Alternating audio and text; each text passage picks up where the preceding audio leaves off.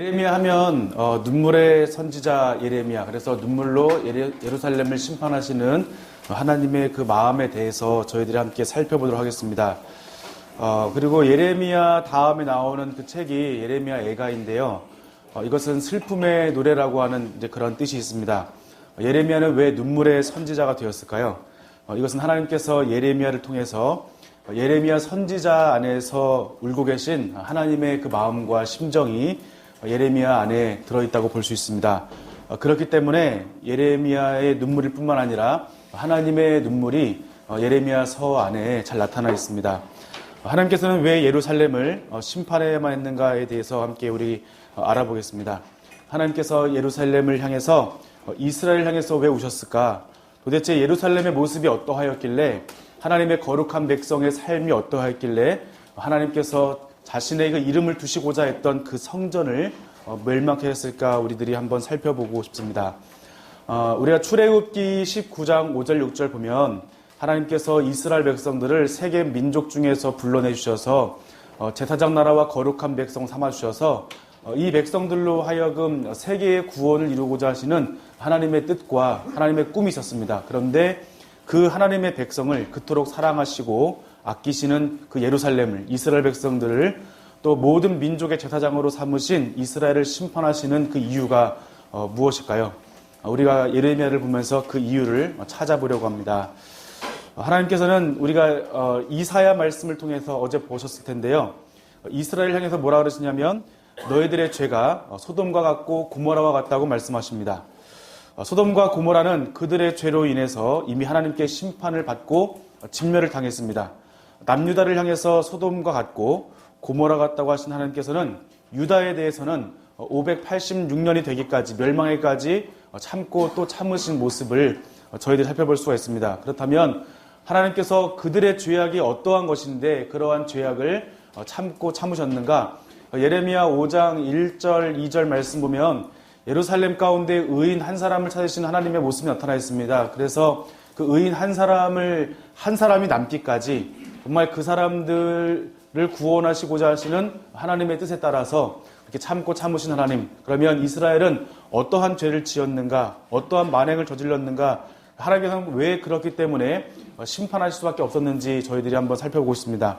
요나서를 보면 니느웨 백성들의 삶이 그 악독함이 하나님 앞에 상달되어서 하나님께서 그 땅을 심판하시고자 하실 때 요나를 통해서 그곳에 말씀을 전하시죠. 그런데 요나의 그러한 전도로 인하여서 그 니느웨 사람들이 회개하게 되었고 하나님께서 그 회개를 통하여서 하나님께서 그 심판을 거두시는 모습을 볼 수가 있습니다. 그렇게 악독이 하나님 앞에 상달된 니느웨도 용서하신 하나님이신데 하나님께서 그토록 사랑하시는 이스라엘 백성들을 심판할 수밖에 없는 그 이유를 한번 저희들이 살펴보고 싶습니다. 우리가 예언서를 보면 시기별로 나눌 때 바벨론 포로 이전과 바벨론 포로 시기와 그리고 바벨론 포로 이후로 나눌 수 있습니다. 저희들이 이제 예레미야부터 시작을 해서 앞으로 나타나는 것들은요, 자, 포로 시기에 대해서 오늘 오전 시간에 함께 나눌 텐데요. 먼저 우리가 오늘 볼 것은 이제 예레미야인데 예레미야 같은 경우는 여기에 있죠. 그러니까 바벨론 포로 이전, 우리가 요시야 왕 때에 부름 받았기 때문에 그때부터 바벨론 포로 시기, 물론 바벨론으로 예레미야 선지자께서 가시지 않았지만 마지막에는 애굽으로 끌려가셨는데 이 바벨론 포로 시기까지의 하나님의 그 말씀을 선포하고 하나님께서 주신 그 말씀을 예언을 선포하고 그 예언이 성취되는 것을 목도한 선지자가 바로 예레미야 선지자입니다. 멸망할 것을 예언하였고 그 멸망을 눈으로 목도하였고 그리고 멸망의 현장 가운데에서 그것을 경험했던 선지자, 그 분이 바로 예레미야 선지자입니다. 우리가 이제 포로기 이전 예언서는 우리가 시기별로 보았는데요. 요엘, 요나, 아모스, 호세아, 미가, 이사야 보았고요.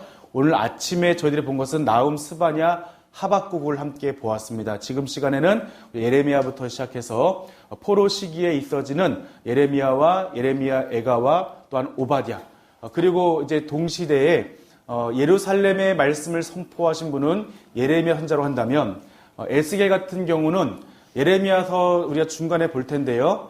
하나님께서 바벨론으로 포로로 끌려가는 사람들을 좋은 무화과 나무처럼 여기시고 그들을 보살피신다고 말씀하셨는데 그렇게 훌륭하다고 하는 그나마 괜찮다고 하는 사람들 그 사람들에게 말씀을 선포하는 분이 에스겔 선지자입니다. 그런데 하나님께서 에스겔 선지자에게 에스겔 선지자의 그 이마를 금강석 같이 해주신다고 말씀하셨어요. 다시 말하면 바벨론으로 끌려간 그 사람들도 결국에는 얼굴이 뻔뻔할 정도로 하나님 앞에 돌이키지 않는 사람들이라는 것을 볼 수가 있겠고요. 또 다니엘 같은 경우는 1차 포로 때 끌려가셔서 바벨론 왕궁에서 다시 말하면 세계의 역사의 한 복판에서 하나님의 세계의 역사에 대해서 말씀을 선포한 선지자라고 저희들이 함께 살펴볼 수가 있겠습니다. 그리고 포로 후기에는 학계, 스가랴, 말라기로 저희 살펴볼 수 있으면서 하나님의 성전을 다시 재건하고 또한 그러한 가운데 변하지 않는 그들을 향해서 하나님께 사랑하시지 않았다고 고백하면서 그 사람들이 하나님께 반역하는 그런 모습이 우리 학계, 스가랴, 말라기를 통해서 살펴볼 수가 있습니다. 그래서 포로기 이전에는 11권이고 포로 시기에는 4권의 예언서가 있고요. 그리고 포로 이후에는 3권의 예언서가 있다는 것을 참고하시면 좋겠습니다. 예레미야는 포로기 예언서로 이제 포로기 이전부터 해서 이제 포로 시기까지 예루살렘 멸망 그 즈음에 해서 그때까지 말씀을 선포한 선지자이고요. 그리고 예언서의 말씀을 함께 보도록 하겠습니다. 이 책의 이름은 예레미야입니다. 예레미야는 주께서 던지신다, 또 건지신다, 또 높이신다, 반대로는 이제 떨어뜨리신다, 놓아주신다, 세우신다라고 하는 그러한 뜻도 있습니다. 이러한 뜻 가운데 저희들이 이 뜻을 보면 예레미야의 일생을 본다면 던지신다라고 하는 그 뜻을 볼 수가 있겠고요. 예레미야 10장에 보면은 하나님께서 이스라엘 백성들을 심판으로 던지시는 그러한 말씀이 있기 때문에 아마 예레미야의 선지자의 그러한 이름의 뜻을 그렇게 볼 수가 있겠고요. 하나님께서 이스라엘 백성들을 예루살렘의 심판 가운데 던지셨고 그리고 예레미야를 그곳에 보내주셔서 하나님 말씀을 선포하게 하시는 내용을 살펴볼 수가 있겠습니다. 기록자는 예레미야 선지자입니다. 우리가 그 좀 전에 책 이름에 살펴본 것 같이 이제 예레미야 선지자이고요. 예레미야는 제사장 힐기야의 아들입니다. 제사장 출신이고요. 예루살렘에서 북쪽으로 3.2km 올라가면 아나돗이라는 곳이 있는데요. 그곳에 거주하신 분입니다. 당시 제사장들은 아비아달 계열이 있었고요. 사독 계열이 있는데 사독 계열은 예루살렘에 있었고 아비아달 계열이 몰려 살던 곳이 아나돗인데요. 다시 말하면 이제 요시야 종교 개혁 때 좀 산당에서 추방당한 분들이 아나돗에 거주했던 분들인데 예레미야는 아나돗에 거주하면서 하나님의 말씀을 선포했습니다. 자, 그리고 제사장임에도 불구하고 선지자로 부름받아서 선지자의 활동을 하셨고요. 제사장은 성전에서 하나님을 섬기는 일을 하시는 분이죠. 그렇게 해야 할 예레미야는 하나님 말씀을 전하는 선지자로 부름받았습니다. 자신이 섬겨야 할 성전의 멸망을 예언을 해야 했고 또 그로 인해서 성전의 출입을 못하게 되는 일도 있습니다. 왜냐하면 사독 계열이 아니라 아비아달 계열이고 그 당시에서도 사독 계열이 주류였고 이제 아나돗에 있는 아비아달 계열들은 좀 소외된 계층의 제사장들이기 때문에 이분들이 예루살렘에 가는 것만 해도 조금 차이가 있었고 또 더군다나 예루살렘 성전의 멸망을 선포했기 때문에 다른 제사장들에게 굉장히 핍박을 많이 받게 되었고 죽임을 당할 뻔한 일도 있었고요.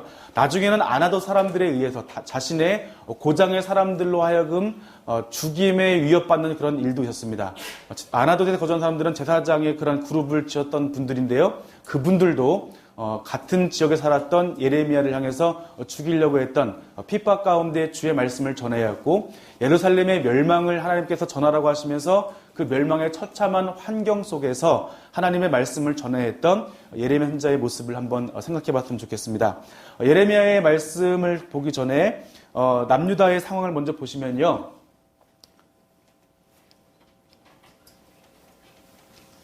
예.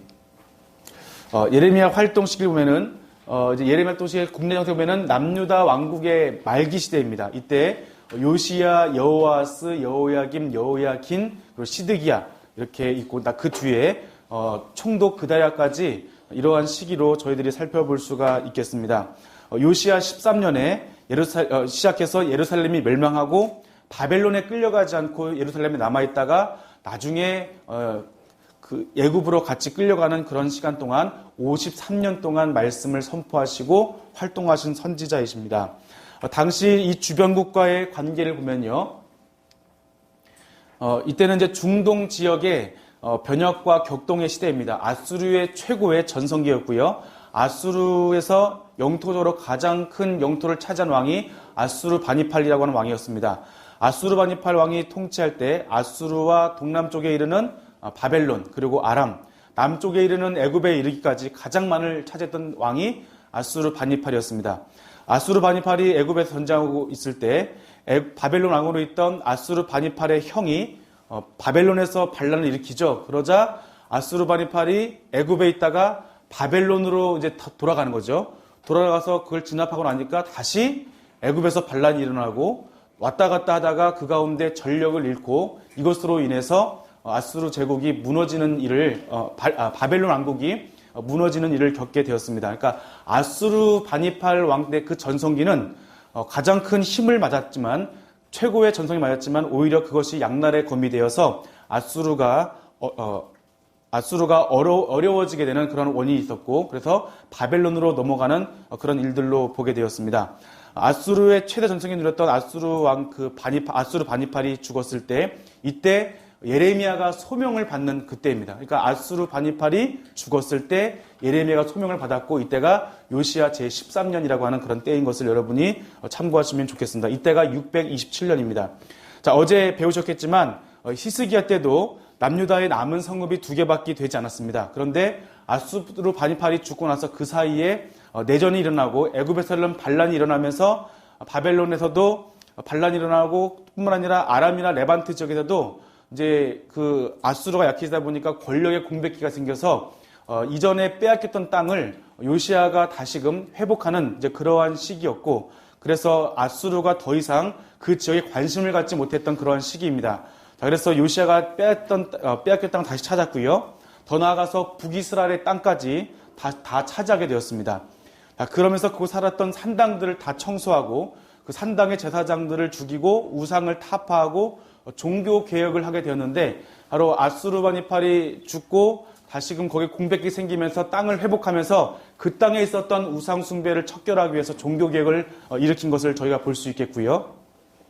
결국 아수르 바니팔이 죽고 14년 만에 멸망하게 되었습니다. 아수르는요. 그리고 나보폴라살에 의해서 바벨론이 독립할 때까지 아수르는 내전과 전쟁으로 멸망하게 되었습니다. 이것이 국제정세입니다.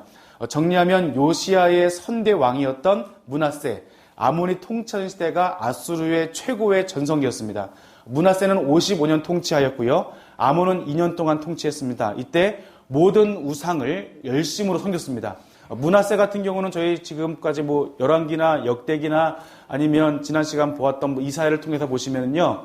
아하스와 므낫세 같은 경우는 실제로 자신들의 자녀들을 인신제사로 드릴 정도로 굉장히 그 우상 숭배를 열심히 했던 사람들입니다. 그러다 보니까 이스라엘의 각 산마다 산당이 있었고 나중에 그 예레미야 말씀 보면은 그들의 우상의 수가 성읍의 수와 같다고 하면서 그 땅 가운데 있었던 그 우상의 수가 얼마나 가득한지를 볼 수 있었습니다. 그래서 요시야가 땅을 회복하면서 그 산당마다 종교개혁을 일으키면서 산당을 철거할 수밖에 없었던 그런 상황을 저희들 함께 살펴볼 수가 있겠습니다. 자, 그리고 요시야는 종교개혁을 하며 31년 동안 통치하고요.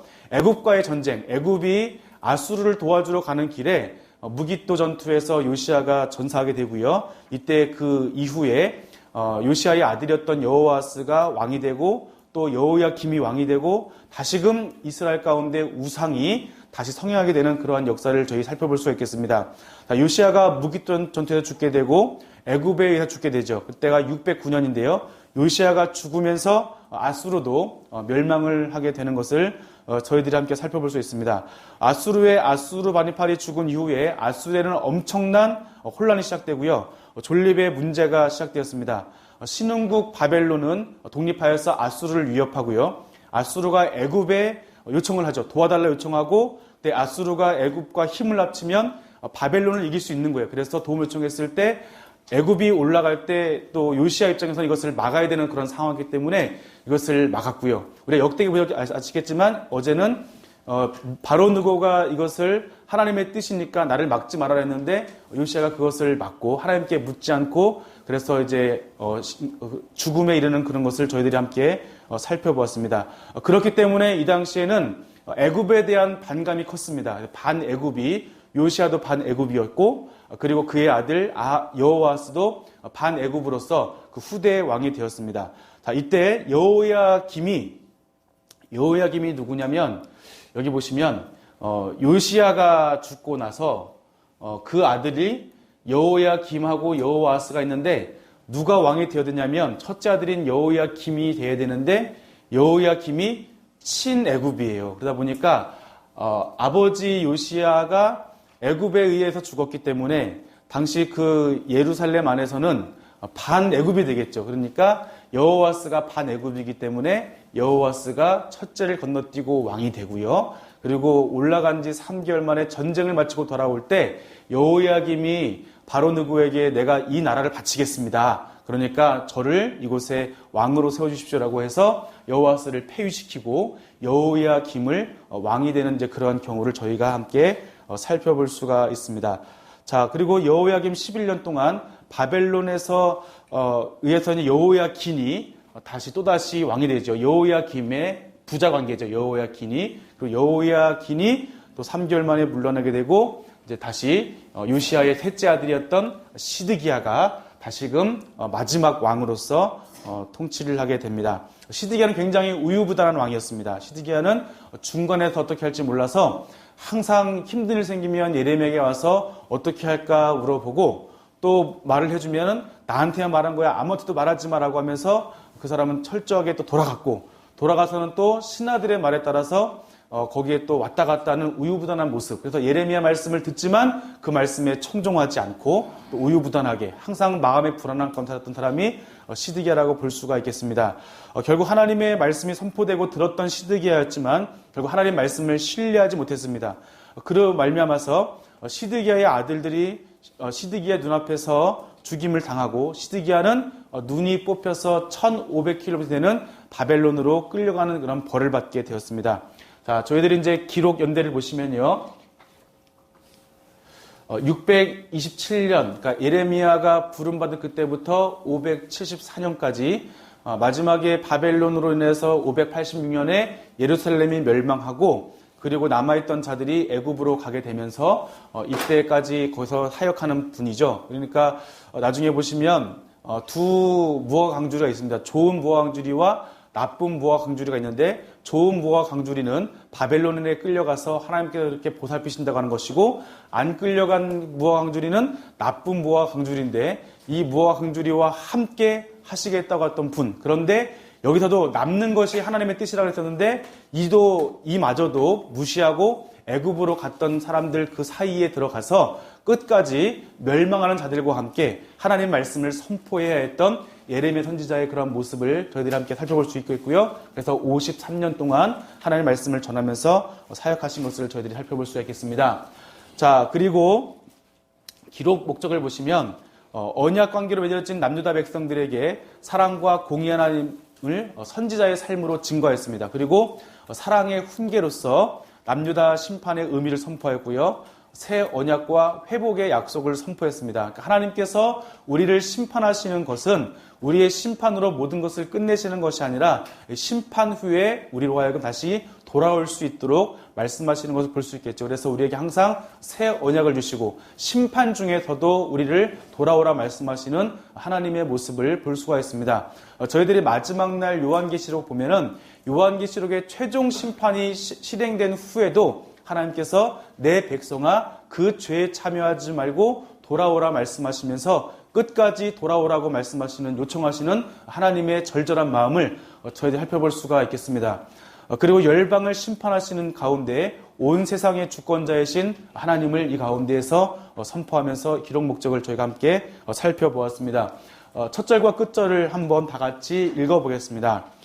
베냐민 땅 아나돗의 제사장들 중 힐기야 끝절 보겠습니다. 그가 날마다 쓸 것을 바벨론의 왕에게서 받는 정량이 있었고 죽는 날까지 종신토록 받았더라. 아멘.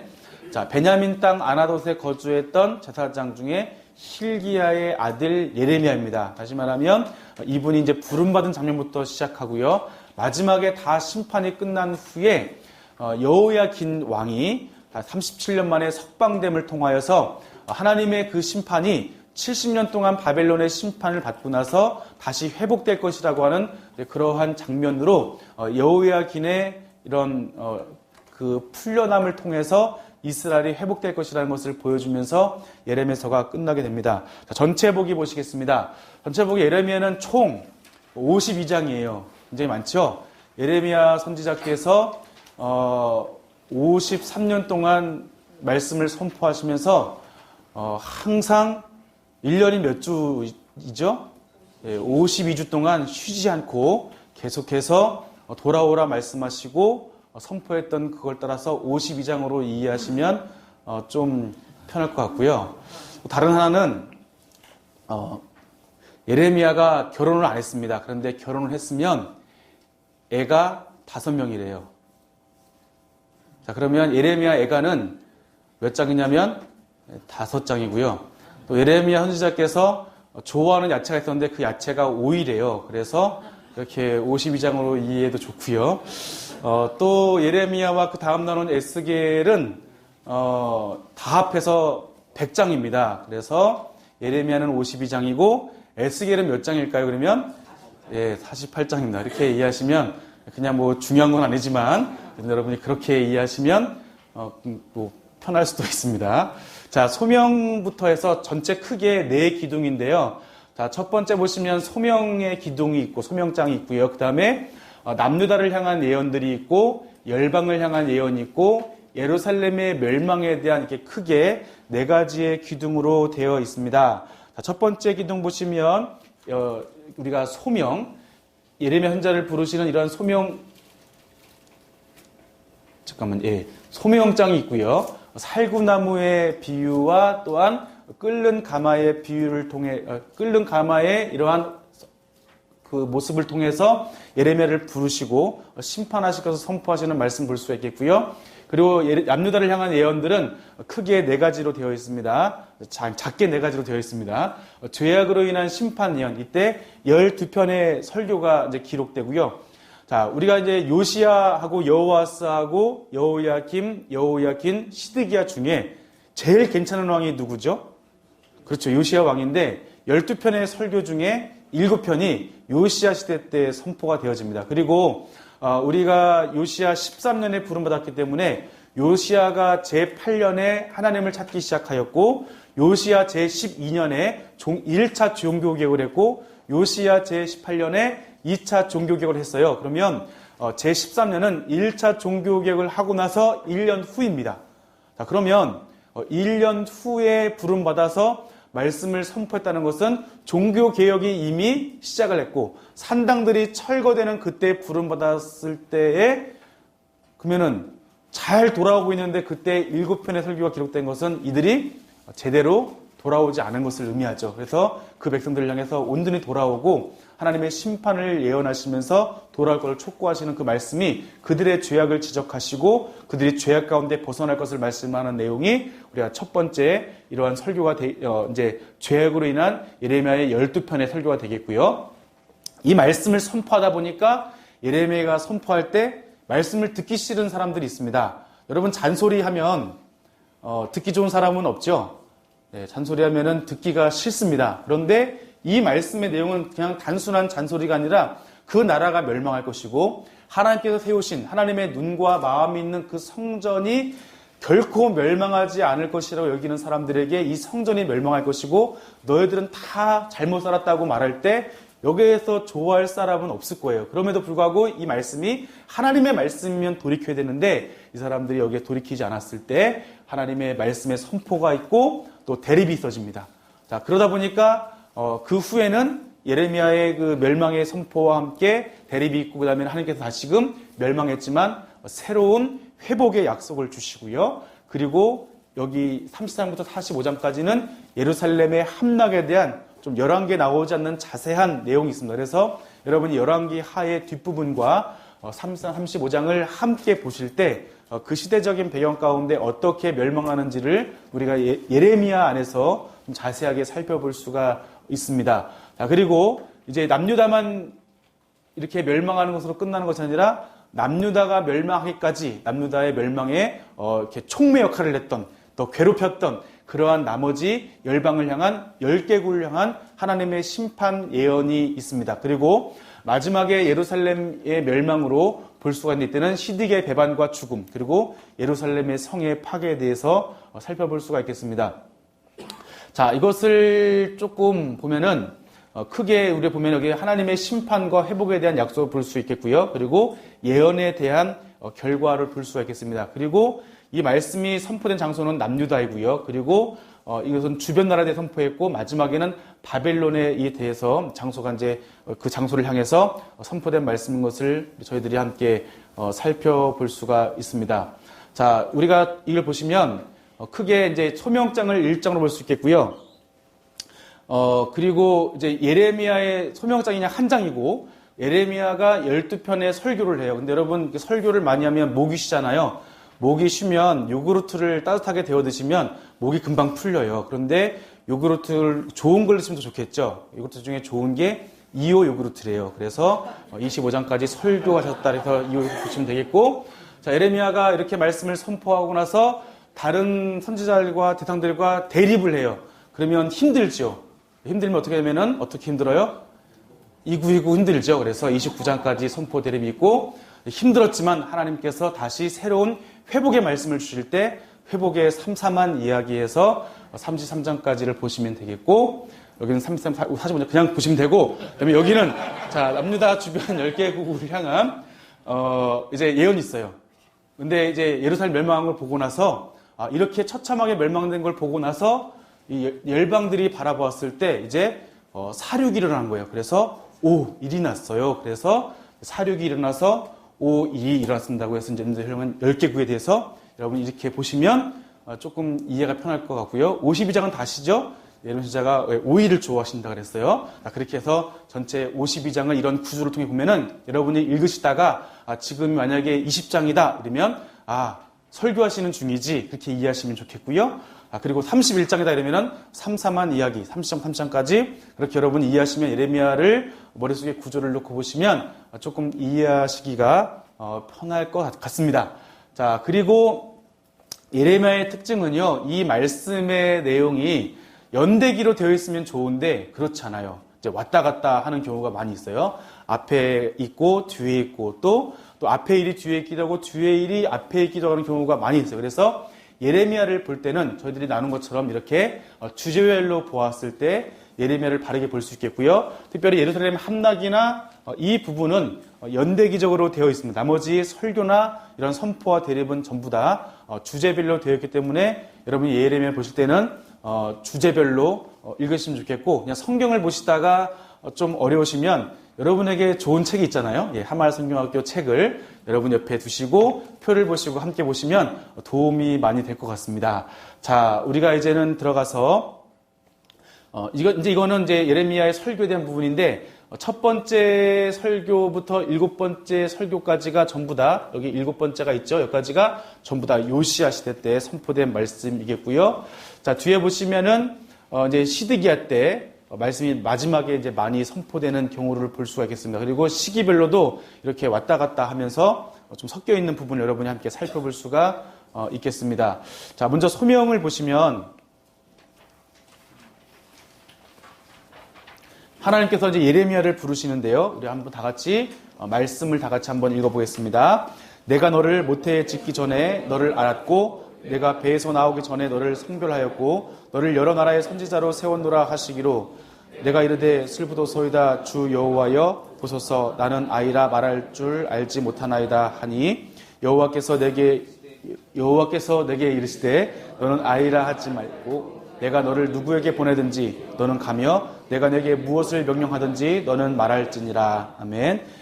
하나님께서 예레미야를 부르십니다. 그런데 예레미야는 이에 대해서 슬프다라고 말합니다. 나는 아이라서 말을 할 줄 모릅니다라고 말씀을 드리죠. 그러자 하나님께서는 아이라 하지 말고 내가 누구에게 보내든지 가서 무엇인지 하나님께서 명령하는 것을 말하라라고 말합니다. 그렇죠. 예언자는 내가 전하고 싶은 사람, 그리고 내가 하고 싶은 말하는 것이 아니라 하나님께서 가라고 하시는 그 대상을 향해서, 그리고 하나님께서 말씀하라고 하시는 그 말씀을 전하는 자가 예언자인 것을 저희가 이걸 통해서 함께 살펴볼 수가 있겠습니다. 이렇게 두려워하는 예레미야에게 하나님께서 예레미야를 구원하시겠다고 말씀하시면서 이렇게 말씀하시죠. 한번 다 같이 읽겠습니다. 여호와께서 그의 손을 내밀어 내 입에 대시며 여호와께서 내게 이르시되 보라, 내가 내 말을 내 입에 두었노라. 아멘. 여러분, 이것이 예언이라고 하는 거예요. 그 말씀을 우리의 입에 넣어줬다. 예언하면 그 예자가 우리가 무엇을 하냐면은, 예언이 뭐냐면 앞에 우리 미래의 일을 미리 말하는 것을 예언이라고 말할 수 있는데, 그것은 예언의 일부분입니다. 예언은 뭐냐면 이 한자의 예자가 미리 예자도 있고 또 예금 예자도 있어요. 그러니까 하나님께서 우리의 입에, 선지자의 입에 하나님의 말씀을 예금해 주셨다가 또 하나님께서 필요하실 때 이것을 말씀을 전하라, 대상과 또한 그 말씀의 내용을 전하는 것이 바로 예언입니다. 그리고 이제 우리가 이것을 한자로 보지 않기 때문에 우리가 이것을 무조건 미리 예자로 보는데, 그 내용이 과거의 일이든 아니면 그 미래의 일이든 하나님께서 하시고자 하시는 말씀을 그 선지자의 입에 예금을 하시고 그 말씀을 전하는 것이 예언이라고 하는 것을 여러분이 아시면 좋겠습니다. 자, 그리고 이 히브리어로 예언자라는 것은 나비인데요. 이것은 신적 수동태로서 스스로 말하는 것이 아니라 하나님의 이 예언의 주권이 하나님께 있다는 것을 바로 히브리어 단어는 뜻하고 있습니다. 이렇게 예레미야를 부르시면서 두 가지 환상을 주시는데, 첫 번째는 살구나무와 끓는 가마의 환상을 주십니다. 자, 보시면 살구나무의 환상을 주시는데, 이 살구나무가 우리 생각에는 살구나무이지만 원래 이것이 이제 아몬드 나무이죠.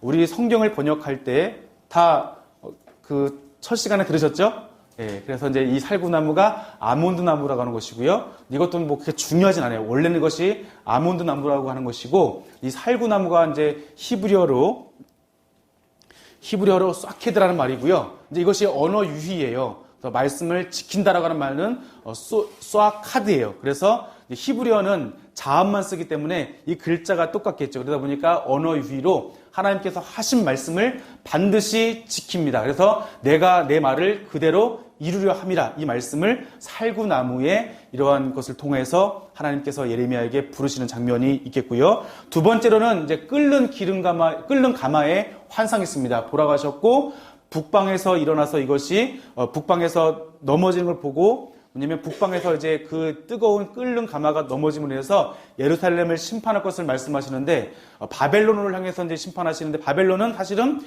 예루살렘의 동쪽에 있습니다. 그런데 올 때 중간에 아라비아 사막이 있기 때문에 올 때에는 이렇게 위로 올라갔다 내려오기 때문에 북방에서 오는 것으로 보시면 되겠습니다. 이렇게 해서 끓는 가마의 환상을 통해서 바벨론의 심판을 하나님께서 말씀하시고, 이것을 살구나무의 환상을 통해서, 살구나무를 통해서 반드시 이것을 이루실 것을 말씀하십니다. 두 가지를 통해서 말씀을 하십니다.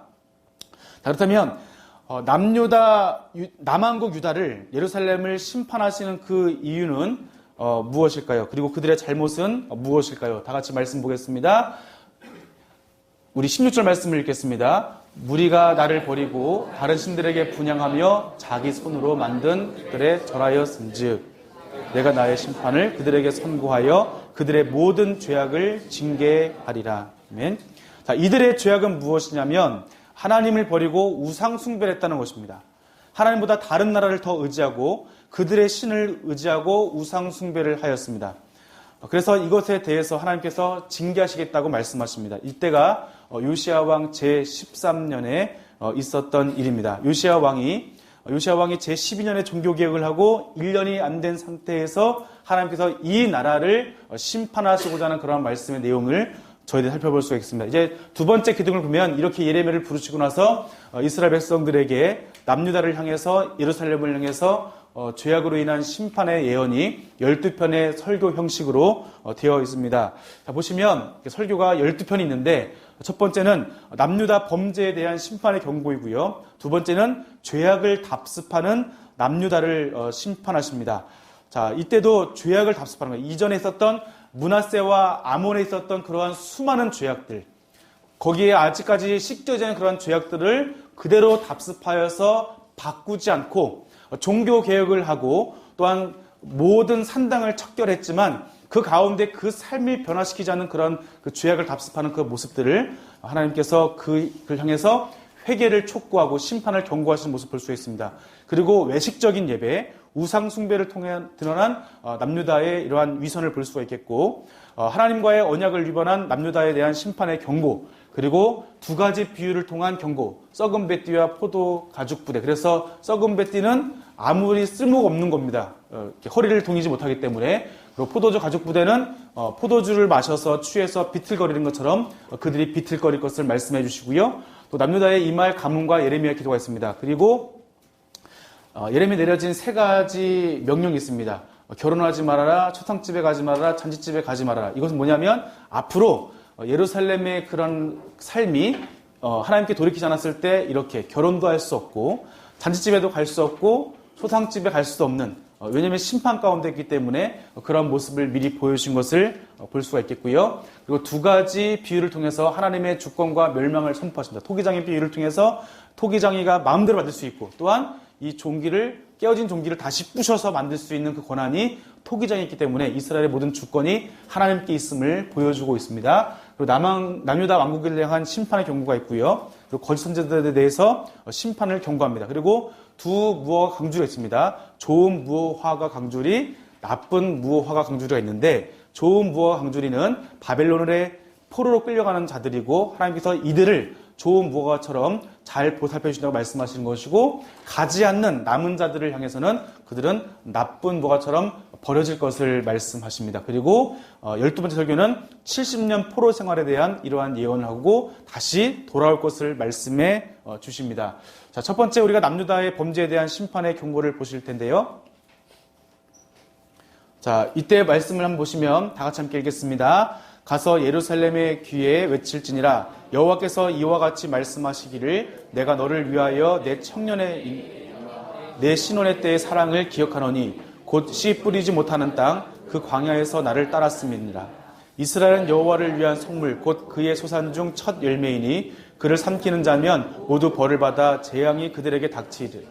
여호와의 말씀이니라. 아멘. 하나님께서 청년의 때 그리고 신혼의 때, 이때 언제냐면 씨 뿌리지 못하는 땅 광야에서 그들이, 그러니까 출애굽 때를 이야기하는 거죠. 광야에서 나를 따랐고 광야이지만 하나님의 보호 안에 있었던 그때를 하나님께서 기억하시면서 이스라엘 백성들이 그렇게 처음에는 애굽에 죄악된 곳에서 버려진 자들이었지만 하나님께서 아브라함과 하신 약속을 기억하시고 그들을 건져내 주셔서 그들과 함께 동행동거하시면서 광야 생활을 통해서 그들을 제사장 나라와 거룩한 백성으로 불러주시고 가나안 땅을 통해서 이스라엘 백성을 통해서 세계 모든 민족의 구원을 이루고자 했던 하나님의 뜻이었지만 이제는 하나님의 그 은혜 가운데 그들이 멸망 가운데 있는 그런 모습을 보여주십니다. 그래서 처음에는 그 사람들 어떻게 보냐면 이스라엘 백성들을 소중한 첫 열매로 하나님께서 그들을 주셨다는 것이죠. 그래서 이스라엘 백성들을 삼키는 자면 모두 벌을 받아서 재앙이 그들에게 닥치리라 말씀하신 거예요. 그러니까 그의 사랑하는 아들이기 때문에, 하나님의 사랑하는 아들이기 때문에 첫 열매이기 때문에 이 첫 열매를 건드는 민족들을 하나님께서 벌하실 것을 말씀하신 것이죠. 자, 그런데 이스라엘 백성들의 모습은 어떤 모습이냐면 다 같이 읽겠습니다. 나 여호와가 이같이 말하노라.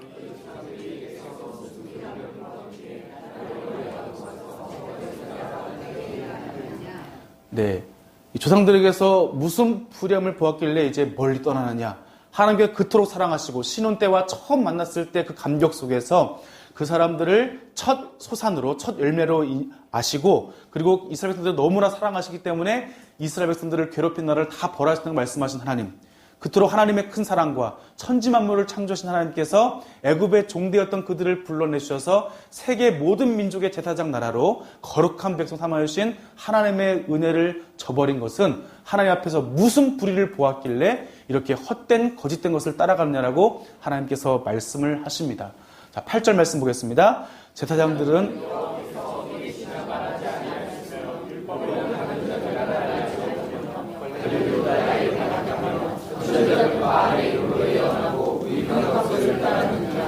아멘. 제사장들은 우리 인간이 하나님께 예배드리기 위해서 꼭 필요한 사람이 제사장입니다. 그래서 우리가 모세가 제사장을 이제 하나님께 세우셨을 때 그 아들 나답과 아비후가 다른 불로 분향했을 때 바로 하나님께서 심판하신 모습이 있는데 그만큼 제사장이 중요한 거예요. 왜냐하면 제사장이 타락하면 우리 인간이 하나님께 용서받을 길이 없어지는 거예요. 제사를 드릴 수 없으니까요. 그래서 하나님께서는 제사장들을 굉장히 특별하게 여기시고 이분들에게 특별한 은혜를 주셨는데 제사장들은 여호와께서 어디 계시냐는 거예요. 백성들은 하나님께 제사 드리고 싶어도 제사장들의 인식 가운데 하나님이 어디 계시냐 하니까 이 사람들이 전부 다 죄악에 머물 수밖에 없는 상황이었습니다. 그리고 율법을 다른 자들은 하나님을 알지 못한다는 거예요. 말씀을 보는데 말씀을 왜 보지요? 하나님의 말씀을 알고 하나님의 마음을 알고 그분의 뜻대로 살기 위해서 말씀을 보는데 율법을 다루는 자들이 하나님을 알지 못한다는 겁니다.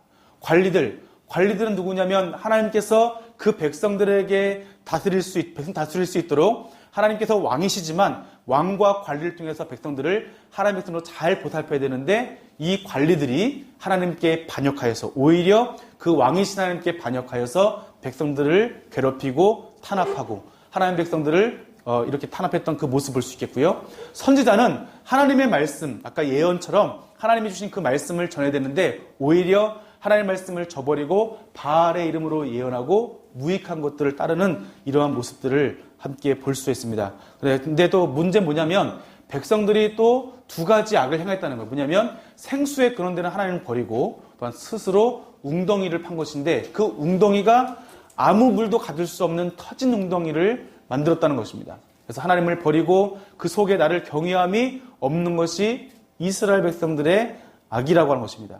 또 그들은 심지어 나무를 향해서는 너는 나의 아버지다. 그러니까 우상 숭배한 것이죠. 그리고 돌을 향해서는 너는 나를 낳았다 말씀하시는 겁니다. 하나님이 우리의 아버지시고 우리가 주님의 백성인데 이스라엘 백성들은 하나님의 크신 사랑을 저버리고 또한 가나안 땅에 불러주셨던 약속의 땅으로 주셔서 이 나라를 통해서 세계의 모든 민족을 구원하시고자 하는 하나님의 그 뜻을 저버리고 돌을 향해서 나무를 향해서 제단을 쌓고 하나님을 반역했던 그 모습을 볼 수 있습니다. 그리고 나중에 환난 당할 때에서는 이르기를 우리를 구원하소라고 외치는 이들의 외식적인 잘못된 모습을 지적을 하십니다. 하나님께서 이때 말씀하시죠. 너를 위하여 내가 만든 신들이 어디에 있느냐? 내가 환난을 당할 때에 구원할 수 있으면 일어날 것이다. 유다여 너의 신들이 너의 성읍과 같이 많도다라는 것을 말씀하십니다. 이들이 산당마다 각 산마다 산당을 지어서 그곳에서 하나님을 예배하는 것이 아니라 우상에게 절하고 또한 나무를 향해서 돌을 향해서 제사하는 이러한 모습을 우리가 살펴볼 수가 있겠습니다. 자, 그러면 이 산당에서 드려진 제사가 어떤 제사인가 저희가 한번 살펴보겠습니다. 2장 23절을 보시면 거기에 헐벗은 산에서 행음하였다라는 말씀이 나옵니다. 자, 이스라엘의 대표적인 우상이요 바알하고 그리고 아세라 또는 아스타롯이라고 말하죠. 자, 바알은 시돈의 공주가 가지고 왔던 그런 바알 신도 있지만 그 당시에 모압과 암몬에 있었던 톡착 신도 바알이라고 불렀습니다. 그러니까 남성 신은 보통 바알이라 불렀고 여성 신을 아스타롯이라고 불렀습니다. 아스타롯은요 풍요의 신이고 그리고 이 바알이라고 불렀던 그나스 그리고 몰렉이 있는데요. 이것은 바로 모압의 신, 그나스는 모압의 신이고 이것은 재난의 신입니다. 그리고 몰렉은 암몬의 신이고 이것은 전쟁의 신이에요. 그러면 날이 가물고 그 흉년이 일어나면 아스타롯에게 제사를 지내서 풍요를 구했고요. 그리고 재난, 갑자기 뭐 천재지변이 일어나거나 이러면은 모압의 신에게 가서 제사함으로 해서 그것을 제사해서 풀어주길 바랬고, 그리고 전쟁이 일어나면 전쟁에서 승리하기 때문에 암몬의 몰렉에게 가서 이렇게 제사를 드렸다는 걸 볼 수가 있는데, 그러면 이 신들을 섬긴 것도 굉장히 큰 문제인데 이 신들을 섬길 때 제사의 방법이 무엇인가 보았더니 이 제사가 인신제사라고 하는 것이죠. 우리가 이제 솔로몬이 예루살렘 성전을 짓고 감람산 동편에 그 동편에 감람산의 열왕기를 보면은 이것을 멸망산이라고 말했습니다. 거기에 우상의 신전을 지었죠. 자신들의 아내들을 위해서 신전을 지었는데 솔로몬이 1000명의 아내와 첩이 있었는데 그들이 가지고 온 우상과 신상들을 예루살렘 맞은편에 하나님을 예배하는 그 성전의 맞은편에 우상의 신전을 지은 것이죠. 거기에 핵심인 신이 뭐냐면 아까 말했던 아스타롯과 몰렉과 그나스라고 하는 그러한 신입니다. 자, 이러한 신들에게 제사를 드림으로 해서 나라의 풍요를 꿈꿨고 저 모든 전쟁에서 이기기를 바랬고 재난이 일어나지 않기를 바랬던 그러한 때가 바로 솔로몬 때부터 시작했다는 것입니다. 이걸 누가 세웠냐면 다윗의 아들, 지혜의 왕 솔로몬이 이런 일을 행했죠. 하나님의 사람 나타나서 솔로몬에게 2번이나 경고했지만 솔로몬이 돌이키지 않고 끝내 그로 인해서 왕국이 분열되는 결과를 낳게 되었습니다. 우리가 이제 몰렉 이르면 흰놈의 골짜기가 생각나는데요. 흰놈의 골짜기가 이제 도벳의 산당입니다. 도벳의 산당이라고 하는데 도벳이 뭐냐면 북이라는 뜻이에요.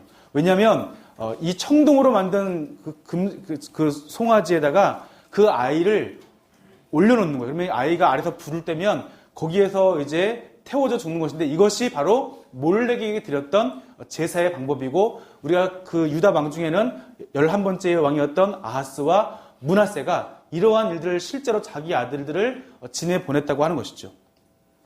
그러다 보니까 왜 북이냐면 아이들이 제사를 드릴 때 아이들이 비명을 지르고 또 엄마들이 비명을 지르니까 그 소리가 퍼져나가지 않게 하기 위해서 북을 치면서 그 소리를 감췄다고 하는 것입니다. 그런데 이것이 흰놈의 골짜기뿐만 아니라 각 산당에서 이런 제사들이 실행되고 있다는 것을 우리가 역사를 통해서 살펴볼 수가 있겠습니다. 그래서 나중에 요시아가 종교개혁을 할 때 감남산의 꼭대기는 다 척결하고 우상 숭배했던 모든 것들을 다 끄집어내어서 부셔서 예루살렘 바깥에 버리게 되었고요. 흰놈의 골짜기에 있었던 거 다 부셔서 그것을 가로를 내어서 없애버린 것을 저희 살펴볼 수 있습니다. 그런데 안타깝게도 요시아가 죽은 다음에 흰놈의 골짜기가 다시 재건됐죠. 유다 백성들이 전쟁 같은 요시아가 진 것은 무엇 때문입니까? 전쟁의 신에서 우리가 전쟁에서 도와주지 않아서 다시 이러한 흰놈의 골짜기에 제단을 쌓고 다시 이러한 악한 일을 행했던 것을 살펴볼 수가 있겠습니다. 가서 자신들의 사랑하는 자녀들을 불태워드렸던 이러한 제사가 다른 이방 땅에 있어도 심각한 문제인데 하나님께서 사랑하시는 우상을 섬기지 말라고 했던 하나님의 거룩한 백성들이 이 일을 우상의 모습을 따라했던 이들의 심각한 죄악의 모습을 살펴볼 수가 있겠습니다. 자, 하나님께서 이 사람들을 향해서 언제까지 참으셔야 될까요? 자, 그래서 우리의 말씀 보시면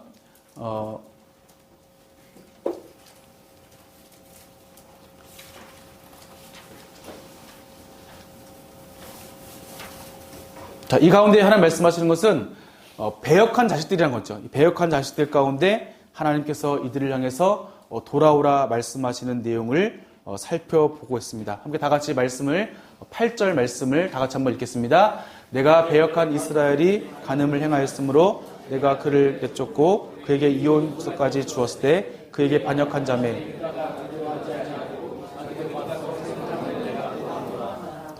네, 북이스라엘은 하나님을 배역하고 우상 숭배함으로 인해서 우리가 아는 것처럼 720년에 아수르에 의해서 멸망했습니다. 이스라엘이 간음을 행하여서 하나님께서 이혼 증서까지 써준 것을 너희들이 보았음에도 불구하고 너희들 유다가 그걸 두려워하지 않고 똑같이 자매와 같이 또 행음을 하였느냐라고 말씀을 하고 있습니다. 자, 그리고 말씀을 다 같이 읽어보겠습니다. 14절 말씀입니다. 여호와의 말씀이니라 배역한 자식들아 돌아오라. 나는 너희의 남편입니다. 내가 너희를 성읍에서 하나와 족속 중에서 둘을 택하여 너희를 시온으로 데려오겠고. 자, 배역한 자들에게 말씀하시는 것은 돌아오라 말씀하십니다. 분명히 심판의 메시지지만 이 가운데 돌아올 것을 하나님께서 촉구하시면서 말씀하십니다. 자, 하나님께서는 하나님 백성들이 돌아오길 바라십니다. 북이스라엘을 향해서 남유다를 향해서 하나님께 자복하고 돌아올 것을 말씀하십니다. 그러면 하나님께서 회복하시겠다고 말씀을 하시는 겁니다. 자, 22절 말씀을 다 같이 읽겠습니다. 배역한 자식들아 돌아오라. 내가 너희의 배역함을 고치리라 하시니라. 하나님께서 배역한 자식들을 하나님께서 고치실 것을 약속을 하십니다. 하나님의 마음은 이렇게 간절하고 함께하고 싶으신데 그들은 늘 하나님을 속이고 굽은 길로 가고 있습니다. 그들을 향해서 말씀하시는 것은 늘 돌아오라고 말씀을 하시는 겁니다. 4장 19절을 말씀에 함께 읽겠습니다. 슬프고 아프다 내 마음속이 아프고 내 마음이 답답하여 잠잠할 수 없으니 이는 나의 심령이 나팔 소리와 전쟁의 경보를 들음이로다. 이것이 예레미야의 이야기입니다. 슬프다 내 마음속이 답답하여서 잠잠할 수 없다는 거예요. 자신의 눈으로 보아도 심각한 죄악들. 하나님께서 이것을 말씀하시고 이것을 끓는 가마의 환상처럼 바벨론을 통해서 이제 예루살렘을 멸망시키실 것을 살구나무의 환상을 통해서 그것을 지키신다고 약속하신 하나님. 이제 이러한 하나님의 그 선포되는 그 말씀을 통해서 보았을 때 이 말씀이 너무나 맞는 거죠. 그들이 우상을 섬기고 배역하고 하나님을 따르지 않는 이런 모습 가운데 예레미야가 하나님의 심정을 통해 보았더니 예레미야의 인간적인 마음으로서도 정말 아프고 마음이 답답해서 잠잠할 수 없다는 거예요. 나의 그 심령이 나팔 소리와 같고 전쟁의 경보를 듣는 것 같다고 말씀을 하고 있습니다. 자, 그리고 우리 5장 1절 말씀을 읽겠습니다. 너희는 예루살렘 거리로 빨리 다니며 그 넓은 거리에서 찾아보고 알라. 너희가 만일 정의를 행하며 진리를 구하는 자를 한 사람이라 찾으면 내가 이 성읍을 용서하리라. 그들이 여호와께서 살아계심을 두고 맹세할지라도 실상은 거짓 맹세니라. 예루살렘 거리로 빨리 돌아가면서 보니까 정의를 행하며 진리를 구하는 자가 한 사람도 없다는 겁니다. 그리고 혹시나 그것을 말했다 할지라도 그들이 거짓 맹세한 것을 하나님께서 말씀하여 주십니다. 예루살렘에 멸망하는 이유는 죄악 때문이기도 하지만 예루살렘에 하나님을 사랑하고 정의를 행하고 공의를 행하는 사람이 없기 때문에 멸망하는 것을 말씀하십니다. 의인 한 사람이 없기 때문에 멸망하는 것도 우리에게 말씀하여 주십니다. 하나님께서 말씀하십니다. 내가 어찌 너를 용서하겠느냐. 내 자녀가 나를 버리고 신이 아닌 것들로 맹세하였으며 내가 그들을 배불리 먹인즉 그들이 가늠하여 창기의 집에 허다히 모이며 그들은 두루다니는 살찐 순말같이 각기의 이웃의 아내를 따라며 소리 지른도다. 여호와의 말씀이니라. 내가 어찌 이 일들에 대하여 벌하지 아니하겠으며 내 마음이 이런 나라에 보복하지 않겠느냐라고 말씀하십니다.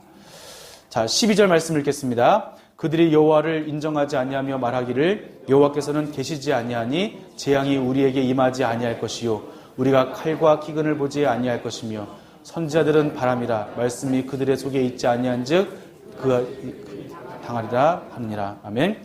그들이 여호와의 말씀을 인정하는 거예요. 하나님의 말씀이 선포되고 말씀을 들었는데 그 말씀을 인정하지 않는 겁니다. 그리고 이 재앙이 우리에게 임하지 않을 거라는 거예요. 자, 그리고 선지자들을 향해서 하는 건 뭐냐면 선지자의 그 말씀이 바람이라는 거예요. 그리고 오히려 그들이 선포했던 말씀이 예언의 말씀이 우리에게 임할 것이 아니라 그 심판이 선지자에게 임할 것을 백성들이 여호와를 인정하면서 이렇게 말씀하고 있다는 겁니다. 하나님을 완전히 무시하는 상황까지 이르게 되었습니다. 자, 이것이 그들의 이야기입니다. 그래서 하나님께서 말씀하시는 것은 그러므로 만군의 하나님 여호와께서 이와 같이 말씀하시니라 너희가 이 말을 하였은즉 볼지어다 내가 내 입에 있는 말을 불이 되게 하고 이 백성을 나무가 되게 하여 불사르리라라고 말씀하십니다. 하나님께서는 이러한 남유다 백성들을 용서하지 않으시고 그분의 말씀이 불이 되어서 백성들을 사르고 칼로 파멸할 것을 말씀하십니다. 먼 곳에서 강한 나라가 오게 하고 자녀들과 경작물들과 모든 견고한 성읍을 칼로 파멸할 것을 하시지만 그때에도 너희를 진멸하지 아니하리라고 말씀하십니다. 대신 남유다가 이방신을 섬겼은즉 이 땅에서 이방신을 섬길 것을 말씀하십니다. 그리고 백성들의 죄와 지도자들의 죄악을 지적하시면서 심판을 선고하시는데요. 백성들의 이 배반하고 반역하는 일로 인하여서 보복을 할 것을 선고하십니다. 백성들의 죄는 하나님을 경외하지도 않고 속임으로 덫을 놓아서 사람을 잡으면서 번창하고 거부가 되는, 그러니까 왜 부자가 생기고 왜 가난한 사람이 생기냐면 부자가 자꾸 사람들을 속이는 거예요. 종들을 풀어주지 않는 모습이 있는 겁니다. 공의와 정의를 행하지 않는 거예요. 이들이 열심으로 하나님을 예배했습니다. 근데 또 열심으로 죄악을 저질렀습니다. 하나님을 섬긴다고 하면서 수많은 죄악을 저지르고 마치 하나님께는 열심히 예배를 드리는 것처럼, 그런데 제사장들은 하나님을 알지 못하고 율법을 다룬 자들은 하나님의 말씀을 알지 못하는 거예요. 하나님이 누군지 알지 못하는 겁니다. 관리들은 하나님께 반역을 하고 선지자들은 바알의 힘으로 예언하는 그러한 일들이 이들 가운데 있게 되었습니다. 자, 하나님께서 그래서 이들에게 벌하실 것을 말씀하십니다. 19절 말씀을 다 같이 읽겠습니다. 그들이 만일 이르기를 우리 하나님 여호와께서 어찌하여 이 모든 일을 우리에게 행하셨느냐 하거든 너는 그들에게 이르기를 너희가 여호와를 버리고 너희 땅에서 이방 신들을 섬겼은즉 이와 같이 너희 것이 아닌 땅에서 이방인들을 섬기리라 하라. 자, 21절 말씀 읽겠습니다. 어리석고 지각이 없으며 눈이 있어도 보지 못하며 귀가 있어도 듣지 못하는 백성이여 이를 들을지어다. 이때가 언제냐면 요시야 1차 종교개혁 때 그 이후 1년 때 이제 부름받아서 선포하는 그런 기간입니다. 산당들을 부숴 없앴습니다. 다시 말하면 유대 백성들이 산당 없앤 것은 이제 예배드릴 장소는 유일한 장소 어디입니까? 예루살렘 성전이라고 하는 겁니다. 자, 그런데 이때 참된 예배 회복을 위해서 1차 종교개혁이 이 주된 목적이었지만 예배는 성전에서 오직 하나님께 드린 것이 목적이었지만 말씀에 나타난 내용을 보면은 그들이 그렇지 않았다는 것입니다. 그래서 하나님께서 말씀하시는 것은 이 땅에 무섭고 놀라운 일이 있다는 거예요. 선지자들은 거짓을 예언하고 제사장들은 자기의 권력을 나타내며 내 백성은 그것을 좋게 여긴다는 거예요. 선지자가 거짓을 예언하는데 백성들이 좋게 여겨요. 그리고 제사장들이 자기 권력으로 다스림에도 불구하고 백성들이 그것을 좋게 여긴다는 거예요. 말씀을 전하는 자나 하나님의 그 위임 받아서 그것을 실행하는 자나 또한 그것을 따르는 백성들이나 똑같이 하나같이 어리석고 지각이 없고 그것을 좋게 여기는 거예요. 잘못된 말씀을 전해도 거기에서 따라 행하고 그리고 여기에서 아무런 가책도 없이 하나님을 외면하고 반역하고 하나님을 섬기는 이 일을 자신들의 생업벌이로 수단으로 생각하여서 하나님의 말씀을 반역하는 일들이 이들 가운데 생기게 되었다는 것입니다. 자, 그래서 예레미야 또 6장 10절 말씀을 다 같이 읽겠습니다. 내가 누구에게 말하며 누구에게 경책하여 듣게 할꼬 보라 그 귀가 할례를 받지 못하였으므로 듣지 못하는도다. 보라 여호와의 말씀을 그들이 자신들에게 욕으로 여기고 이를 즐겨하지 아니하니. 백성들은 자신들의 귀에 듣기 좋은 것만 듣는 거예요. 그래서 하나님의 말씀을 그들에게 전하였을 때 말씀을 들으면 아멘이 되어야 되잖아요. 그런데 이들이 하나님의 말씀을 들었을 때 그것을 욕으로 여기는 그런 일들을 보게 된다는 것입니다. 하나님의 말씀을 하였을 때 그것을 욕으로 여기고 즐겨하지 않았습니다. 오히려 그들 귀에 평안하다 평안하다 외치는 그 말을 기울이고 그것을 좋게 여기는 겁니다. 돌이키라는 말씀에는 돌아오지 않는 그런 모습도 있다는 것입니다. 우리도 교회에서 한국교회 선포할 때 하나님의 말씀을 바르게 전해야 되는데 우리가 듣기 좋은 말씀을 하는 것은 우리가 참 많이 경계를 해야 됩니다. 이것을 깨닫지 못하고 다 어리석게 지각 없이 행동하는 일들이 생기기 때문입니다. 이 말씀을 통해서 우리에게도 정말 하나님의 말씀을 바르게 선포하고 또한 하나님의 그 참 진리만을 전하고 그들이 듣든지 안 듣든지 하나님의 말씀을 선포하는 일들이 우리 가운데 있기를 소망합니다. 자, 그리고 6장 19절 말씀을 다 같이 읽겠습니다. 땅이여 들으라 내가 이 백성에게 재앙을 내리니 이것이 그들의 생각의 결과라. 그들이 내 말을 듣지 아니하며 내 율법을 거절하였음이니라. 재앙을 내리시는데 그 재앙의 원인이 뭐냐면 그들의 생각의 결과라는 거예요. 그들의 행한 대로 하나님께서 재앙을 내리신다고 말씀하는 겁니다. 하나님의 말씀을 듣지 않고 순종하지 않고 청종하지 않고 율법을 거절한 겁니다. 율법에 정한 바 정의와 공의를 행하지 아니하고 하나님의 율법은 겉으로는 지키지만 하나님이 말씀하시죠. 나중에 복음서 말씀하신 것은 화 있을진저 외식하는 자여. 바리새인과 서기가 말씀하신 것은 그들이 박하와 회양과 11조 드리지만 율법에 더 중요한 바 하나님의 말씀에 공의와 정의를 행하지 않는 그들의 모습을 향해서 화 있을진저 말씀하시면서 회칠한 무덤이라고 말씀하십니다. 겉은 칠해서 깨끗해 보이지만 그 속은 썩은 시체가 있는 것처럼 이 사람들의 삶은 겉으로 하나님을 섬기는 척을 하지만 그 속에는 썩어 문드러진 것처럼 하나님을 사랑하지 않고 공의를 행하지 않고 정의를 행하지 않는 모습입니다. 그래서 그들에게 말씀하는 것은 함께 이방의 장애물들과 함께 멸망할 것을 말씀하시고 여호와께서 이제는 그들을 버리셨다고 말씀하십니다. 하나님의 그토록 애타게 찾으셔도 예루살렘의 의인 한 사람이 남을 때까지 찾고 찾으셔도 소돔과 고모라를 멸망시키신 하나님, 우리가 이사야서 말씀을 보면 하나님 이사야서 말씀 보면은 그들 가운데 소돔과 같고 고모라 같다고 말씀하셨는데 그런데 그들을 멸망시키신 하나님. 그런데 이 남자들 향해서는 멸망시키지 않는 그 이유가 뭐냐면 돌아오기를 바라시는 거죠. 그런데 불구하고 돌아오지 않는 이 사람들을 향해서 하나님께서는 이제 버리셨다고 말씀을 하십니다. 자, 그리고 이어서 보시는 것은 외식적인 예배와 우상 숭배를 통해 드러난 남유다의 위선에 대해서 함께 살펴보겠습니다. 그의 행위를 바르게 하라고 말씀하신 거죠. 그러면 내가 너희로 이곳에서 살게 되는 거예요. 행위를 바르게 하면 하나님의 말씀을 듣고 돌이키면 하나님께서 이곳에서 멸망시키지 않고 회복하실 것을 말씀하시는 겁니다. 자, 사람들은 거짓말, 무익한 거짓말을 의존하고 도둑질하고 살인하며 거짓 맹세하고 바알에게 분향하는 일들이 이들 가운데 있었습니다. 그래서 이들의 삶이 하나님께서 이들에게 말씀하신 것은 내가 실로와 같이 행할 것을 하나님께서 말씀하십니다. 실로는 여호수아 때 가나안 땅 정복하고 나서 법궤와 성막이 실로에 갔죠. 자, 그런데 엘리장 때까지 이때 있었지만 에벤에셀 전쟁에서 패하여서 블레셋의 법궤를 빼앗겼습니다. 뿐만 아니라 블레셋이 이스라엘 평원에서 실로에까지 다 초토화시켰죠. 이때 실로와 같이 하나님의 성막에 있었던 실로도 초토화시켰는데 지금 예루살렘도 그러한 심판을 받을 것을 하나님께서 말씀하십니다. 자, 그래서 자랑하는 자는 그들의 엉뚱함, 그들의 어리석음을 자랑하지 말고 하나님을 아는 것, 하나님을 사랑과 공의를 행하는 것을 자랑하고 하나님께서 이것을 기뻐하신다고 말씀을 하십니다. 그 다음에 하나님의 언약을 위반한 남유다에 대한 심판의 경고의 말씀이 있습니다. 그 조상들이 언약을 깨뜨렸죠. 그리고 그 재앙을 내릴 때 그들이 피할 수 없을 것을 말씀하십니다. 그리고 그들이 부르짖을지라도 하나님께서 듣지 아니할 것을 말씀하십니다. 그리고 유다의 성읍들과 예루살렘 주민들이 분양하는 신들에게 가서 부를 자도 하나님 절대로 그들을 구원하지 않겠다고 말씀을 하십니다. 그 남유다의 이 말, 예루살렘의 기도가 있고요. 또 다섯 번째 보면은 썩은 벳디의, 그러니까 하나님께서 썩은 벳디처럼 그들이 쓸먹게 될 것이고 포도주 가죽들처럼 비틀거릴 것을 말씀하시고 남유다의 이 말, 가문과 예레미야의 기도, 그리고 예레미야에 내려진 이제 세 가지 명령을 저희들이 함께 살펴보겠습니다. 자, 남유다의 이 말, 가문을 보면은 백성을 위해서 복을 구하지 말라고 하는 것이죠.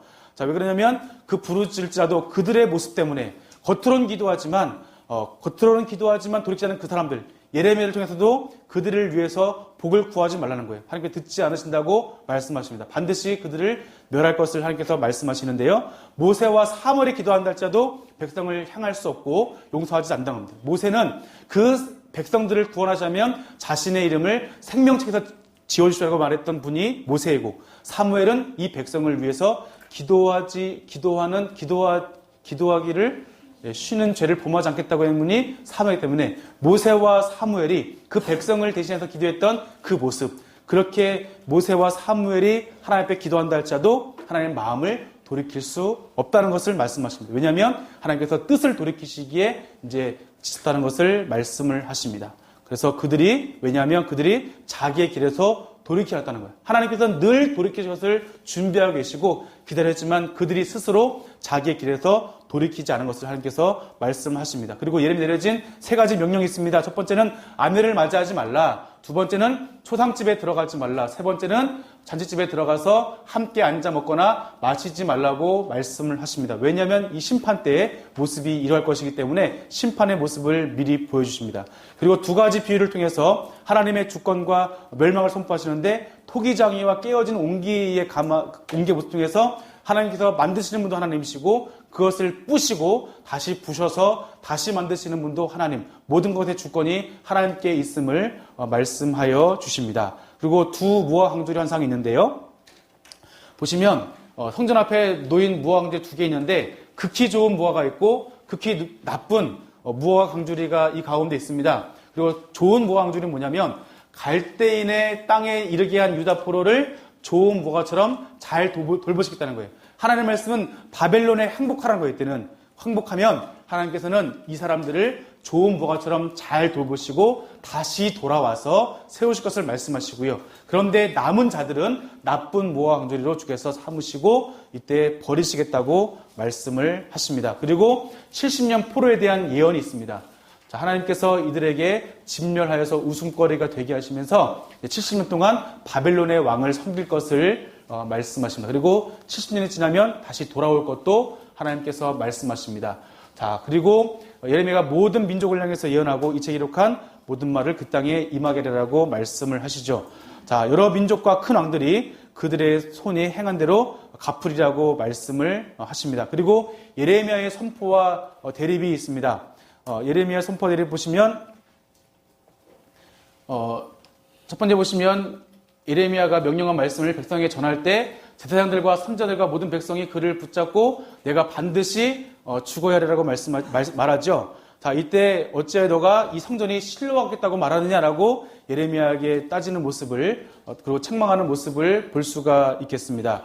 자, 그리고 이제 남유다에 있는 거성들과의 모습인데요. 하나냐와 예언하는데 하나니는 이제 2년만 있다가 돌아올 것을 말씀하는데 예레미야는 그것이 아니라 70년 말씀했을 때 만약에 그 말이 맞으면 이제 너가 금년에 죽을 것을 말씀하는데 이때 하나님과 그 금년에 죽음을 해서 예레미야의 말씀이 온전히 이루어질 것을 또한 말씀하는 것을 볼 수가 있겠습니다. 그리고 바벨론에 있는 선지자들과의 대립에 대해서 있습니다.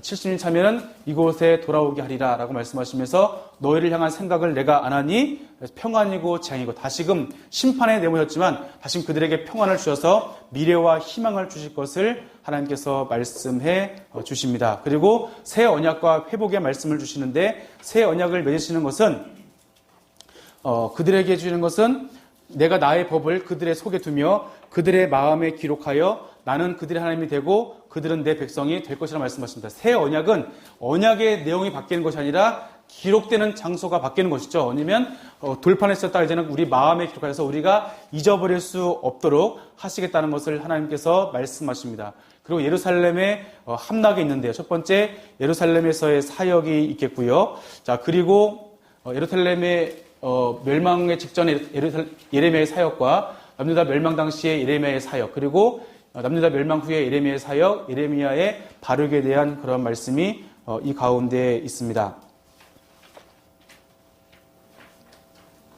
결국 하나님께서는 말씀에 순종하지 않는 자들을 향해서 멸망을 선포하셨는데요. 예루살렘은 멸망하게 되었습니다. 여기서 우리가 한번 이제 살펴볼 것은요. 예레미야 34장에 보면 이스라엘 백성이 하나님의 율법을 지켰는가 지키지 않았는가 말씀 보시면 이들은 겉으로는 지키는 듯 했지만 그들의 완악함으로 범죄를 반복하는 그러한 죄를 저질렀습니다. 34장 우리 8절부터 11절 말씀분 다 같이 읽어보겠습니다. 시드기야 왕이 예루살렘에 있는 모든 백성과 한 가지로 하나님 앞에서 계약을 맺고 자유를 선포한 후에 여호와께로부터 말씀이 예레미야에게 임하니라. 그 계약은 사람마다 각기 히브리 남녀 노비를 놓아 자유롭게 하고 그의 동족 유다인을 종으로 삼지 못하게 한 것이라. 이 계약에 가담한 고관들과 모든 백성이 각기 노비를 자유롭게 하고 다시는 종을 삼지 말라함을 듣고 순복하여 놓았더니 후에 그들의 뜻이 변하여 자유를 주었던 노비를 끌어다가 복종시켜 다시 노비로 삼았더라. 이들이 율법을 지킨 거죠. 지켰는데 나중에 뭐 하는 거예요? 뜻이 변하는 겁니다. 그리고 마음이 후회가 되는 거예요. 편했는데 노비를 말씀에 따라서 풀어주었는데 너무 아쉬운 거예요. 그래서 다시금 그 율법을 어기고 다시 종으로 삼는 것이죠. 자, 우리가 이것을 신명기 15장에 보면 다 같이 말씀 읽어보겠습니다. 내 동족 히브리 남자나 히브리 여자가 내게 팔렸다 하자.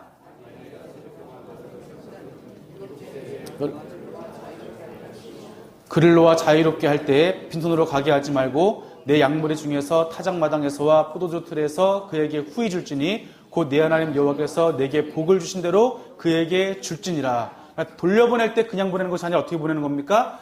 빈손으로 하지 말고 후히 주어서 너가 복을 받은 대로 주라고 하는 거예요.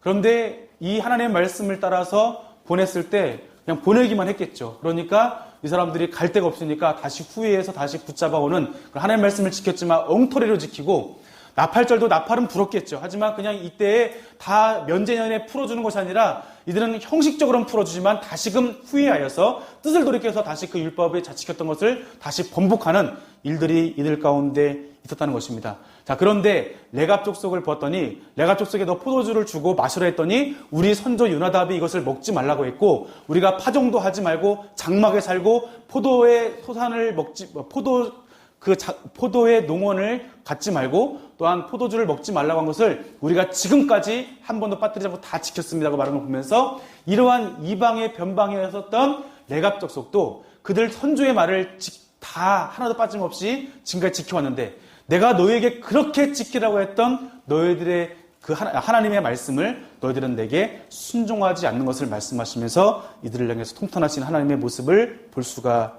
있습니다. 자, 그리고 지금까지 예루살렘의 멸망을 지켰더니 예레미야의 말이 다 맞았습니다. 그러면 예레미야의 말을 믿어야 됩니다. 근데 이때 이제 예루살렘이 다 멸망하고 시리아까지 멸망한 다음에 죽은 다음에 그다랴 총독 때에 이스마엘이라고 하는 그 왕족 중에 한 사람이 그다랴 총독을 죽이고 바벨론 군사들을 다 죽이는 반란 사건이 있었습니다. 이때 군대장관 요하난이 그 진압을 하고 나서 이를 어떻게 처리할까 봤더니 바벨론 군사까지 다 죽이고 나니까 바벨론의 복수가 두려운 거예요. 그래서 예레미야를 찾아오죠. 어떻게 할까요? 했더니 당신이 했던 말에 지금 다 맞는데 어떻게 할까 했더니 예레미야라는 말이 뭐냐면 도망가지 말고 여기에 머물러 있으십시오. 그러면 하나님께서 우리를 지켜주실 것입니다.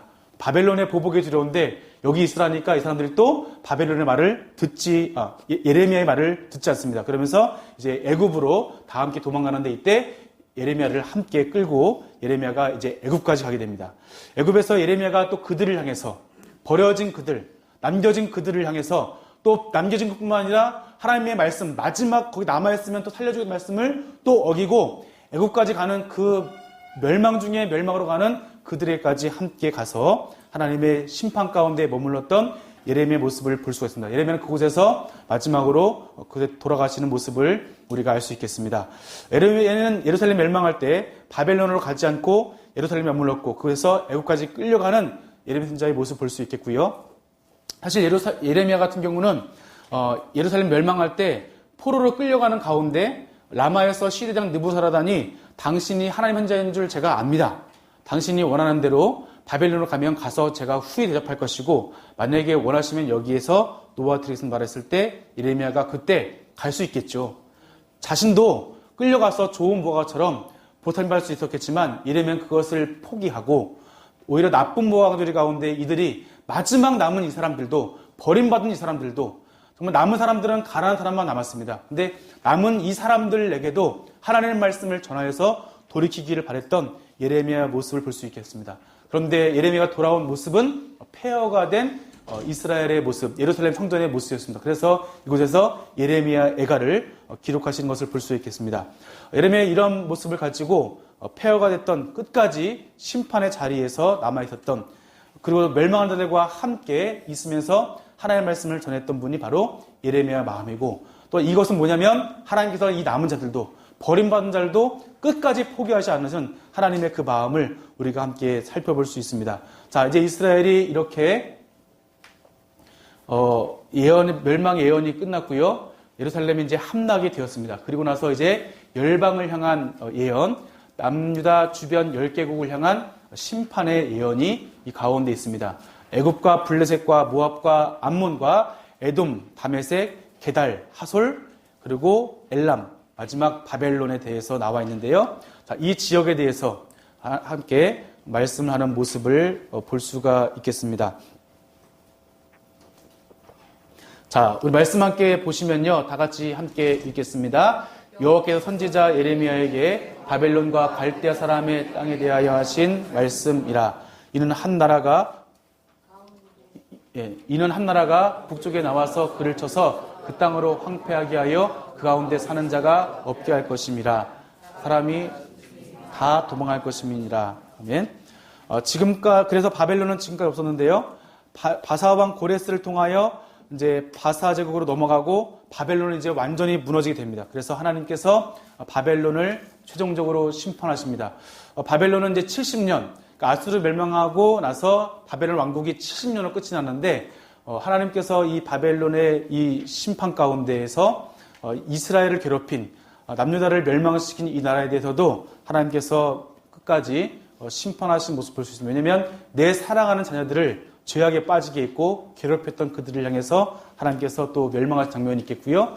그리고 이제 특별히 보시면 여기에 에돔이 나오는데요. 에돔은 누구냐면 에서의 후손이죠. 그러다 보니까 이 에돔에 대한 예언도 있는데 에돔이 예루살렘이 멸망할 때 노략질하는 것에 함께 참여합니다. 그래서 이 에돔을 향한 심판의 메시지가 나중에 우리가 오바댜서를 통해서도 함께 살펴볼 수가 있겠습니다.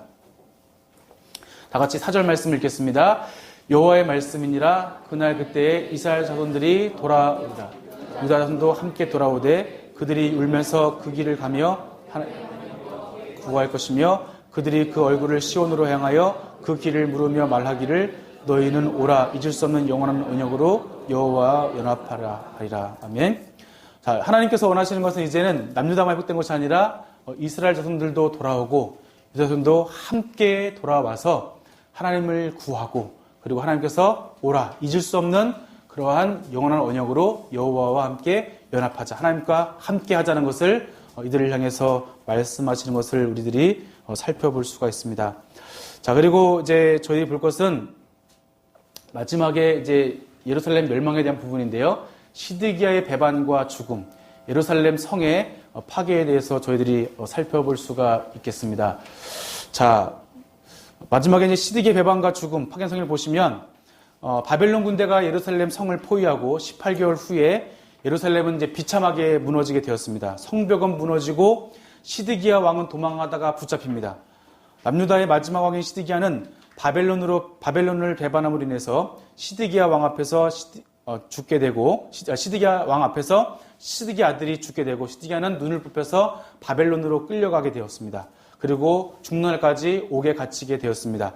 자, 예루살렘 성전과 왕궁과 모든 집이 불타서 파괴됩니다. 그리고 바벨론은 백성들을 포로로 사로잡아가는데 가난한 백성들은 남겨두어서 포도원을 관리하게 하였습니다. 바벨론 군대들은 성전의 집기를 강탈해 가고요. 모든 것이 예레미야의 예언처럼 되었습니다.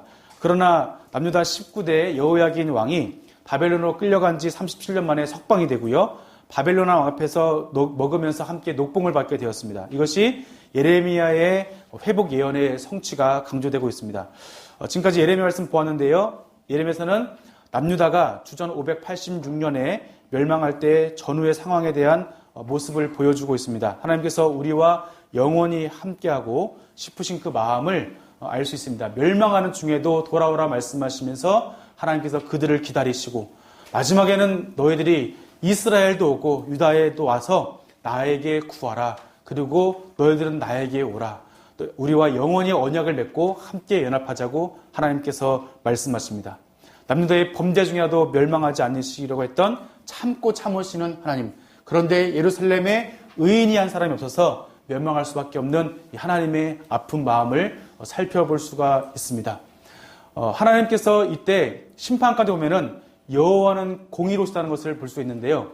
이 공의는 뭐냐면 출애굽 심판을 보면 출애굽 심판에 애굽이 심판을 받고 이스라엘 구원받는 장면이요. 어떤 거냐면 하나님께서 공의롭다는 거예요. 여호와께서 의롭다고 모세의 노래에서 고백하고 있습니다. 그런데 이 의로운 심판이 다른 이방 민족이 아니라 하나님 백성에게 임하는 것에 대해서 이들은 받아들일 수밖에 없다는 것이죠. 왜냐하면 하나님께 수많은 죄악을 저지르고 하나님 앞에 우유부단하게 그 말씀을 듣지 않고 제사장과 관리들과 선지자들과 모든 율법자들이 하나님 앞에 돌이키지 아니하고 그들이 하나님을 멸시하고 반역하고 또 하나님의 말씀을 욕되게 여겼던 일로 인하여서 하나님께서 그들을 멸망시킬 수밖에 없던 그 모습을 함께 살펴보았습니다.